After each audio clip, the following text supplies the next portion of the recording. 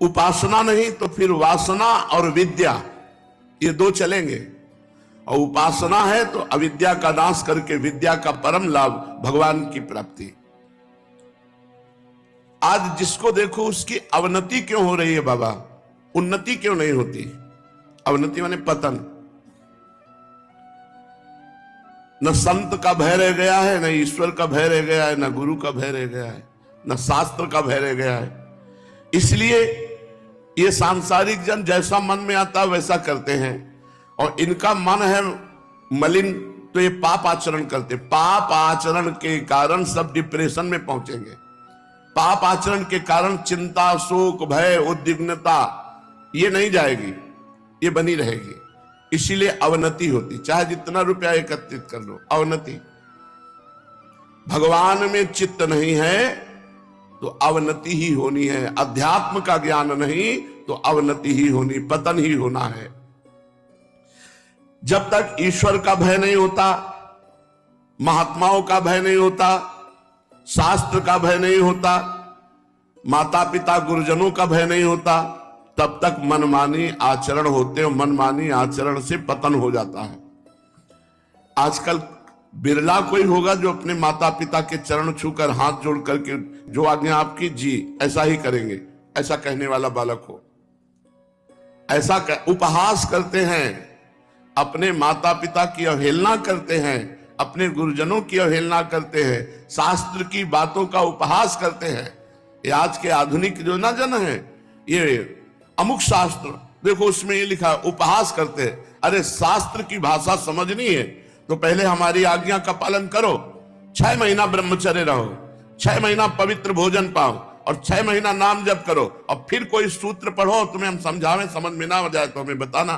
खाते हो गंदे भोजन, पीते हो गंदे पेय, और समझना चाहते हो ब्रह्मबोध संपन्न महापुरुषों की वाणी। उपहास करते हैं शास्त्रों का। अरे उसमें तो ये लिखा है, उसमें तो ये लिखा है। ऐसे समझ पाओगे ब्रह्म ऋषियों की वाणी, महापुरुषों की वाणी, भगवान की वाणी, ऐसे समझ जाओगे। तुम्हारा खान पान अपवित्र, तुम्हारी बुद्धि अपवित्र, तुम्हारी वासनाएं अपवित्र, कैसे तुम समझ पाओगे निर्वासनिक महापुरुषों के परम पावन वचनों को? तभी तुम्हारे अंदर पाप वासना तुम बैठ करके तुम्हारा पतन करा रही है। यदि जीव भगवान और भगवत प्रेमी महात्माओं के वचनों का पालन करे तो कभी पतन हो ही नहीं सकता। शिष्य स्वतंत्र हो जाए तो सर्वनाश हो जाता है, राजा स्वतंत्र हो जाए तो सर्वनाश हो जाता है। इसीलिए राजा के ऊपर महाराजा रहते थे।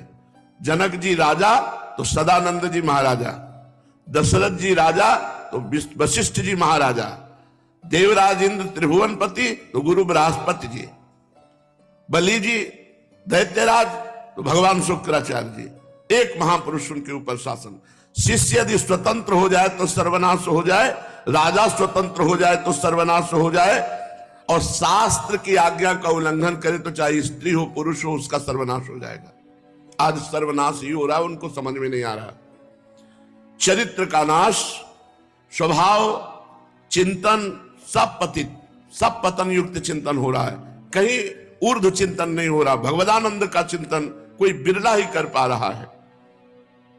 जब शिष्य गुरु का अनादर करके मनमानी आचरण करता है तो नष्ट हो जाता है। जब राजा ब्रह्म ऋषि का अनादर करके मनमानी आचरण करता है तो नष्ट हो जाता है। और जब समाज शास्त्र आज्ञा का उल्लंघन करके मनमानी आचरण करता है तो नष्ट हो जाता है।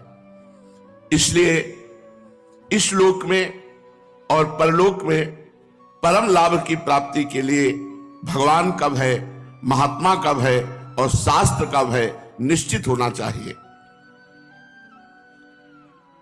पहले हर घर में कुछ न कुछ भागवती, जैसे थोड़ी देर राम